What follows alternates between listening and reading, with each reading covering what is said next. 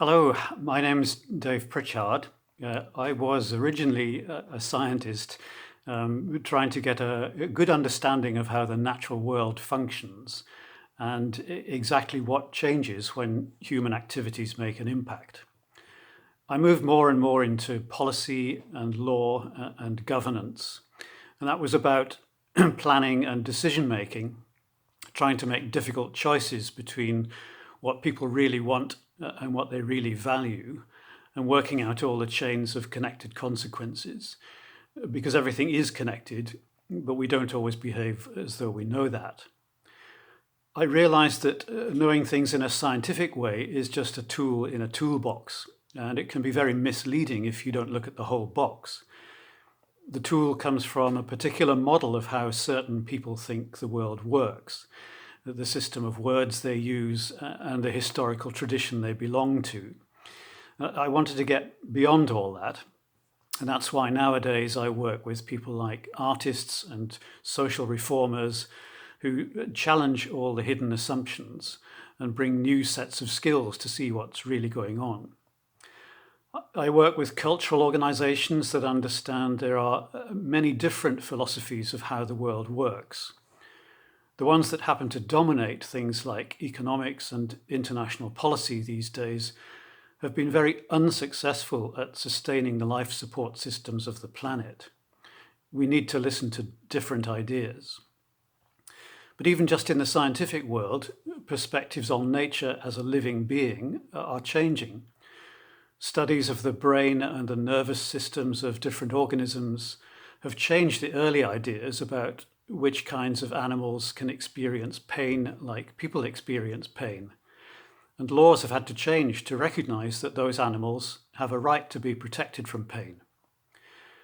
But this keeps on changing, and we discover it applies to more and more forms of life. I think it should make us ask questions about how we have defined the concept of pain itself. If it's a set of signals in a body that cause a response to an injury, maybe a river is doing the same thing when it's blocked or diverted and it twists in a different way across the landscape. Maybe it has a right to be protected, just like an animal would be. Then there's studies of other animals that have changed the whole idea about applying the word culture to non-human species, discovering new things about transmission of learned experiences in animal societies. Even one of the United Nations agreements on conservation is changing its language to accommodate this new understanding. And of course, it's not just animals. There's some other science now showing how chemical communication happens between plants and produces responses at a plant community level. This really forces a different idea about a forest being a living being and not just a collection of trees. Many people for generations have always seen it that way. It's maybe a bit strange that for others it's taken this bit of biochemical research to make them convinced. So we've needed new theories to accommodate these new understandings. Concepts like the superorganism, self-similarity at nested scales from the subcellular to the cosmic, the Gaia hypothesis, which is a bit like Mother Earth, and so on. And it's good to remember that every individual human body is an ecosystem as well. Each of us is a host for billions of microorganisms. We need systems of knowledge in human society so we can have a shared basis for conducting our lives.